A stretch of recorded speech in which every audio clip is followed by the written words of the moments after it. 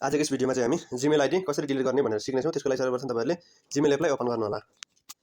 त्यसपछि माथि देख्न सक्नुहुन्छ प्रोफाइलको अप्सन, त्यसमा क्लिक गर्नु होला। क्लिक गरिसकेपछि यहाँनिर तपाईले कुन अकाउन्टले डिलिट गर्ने त्यो चाहिँ तपाईले लगइन गर्नुपर्ने हुन्छ। देख्न सक्नुहुन्छ मेरो चाहिँ अलरेडी लगइन भइसकेको छ र त्यसैको छेउमा देख्नुहुन्छ म्यानेज योर गुगल अकाउन्ट भनेर, त्यसमा क्लिक गर्नु होला। यस्तो खालको फेस खोलिसकेपछि यहाँनिर अप्सनहरु देख्न सक्नुहुन्छ, personal information, data and privacy, security, people and sharing भनेर यस्तो अप्सनहरु मध्येमा तपाईले चाहिँ यहाँनिर डाटा एन्ड प्राइभेसीको अप्सनमा क्लिक गर्नु होला। यहाँ क्लिक गरिसकेपछि तपाईहरुले तल स्क्रोल डाउन गर्दै जानु होला। यहाँ तल गइसकेपछि यहाँ हेर्न सक्नुहुन्छ डिलिट गुगल सर्भिस पनि भनेको छ, हामीलाई त्यो अहिले गर्न आवश्यक छैन। यहाँ तल देख्न सक्नुहुन्छ डिलिट योर गुगल अकाउन्ट भनेर यहाँनिर क्लिक गर्नु होला।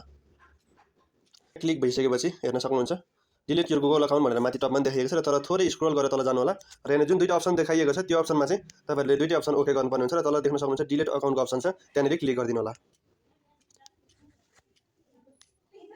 र हेर्न सक्नुहुन्छ मेरो आइडी चाहिँ डिलिट भएर पनि अटोमेटिक अर्को आइडी लगइन भइसकेको छ र यो तरिकाले तपाईहरुले पनि जीमेल आइडीलाई चाहिँ डिलिट गर्न सक्नुहुन्छ है।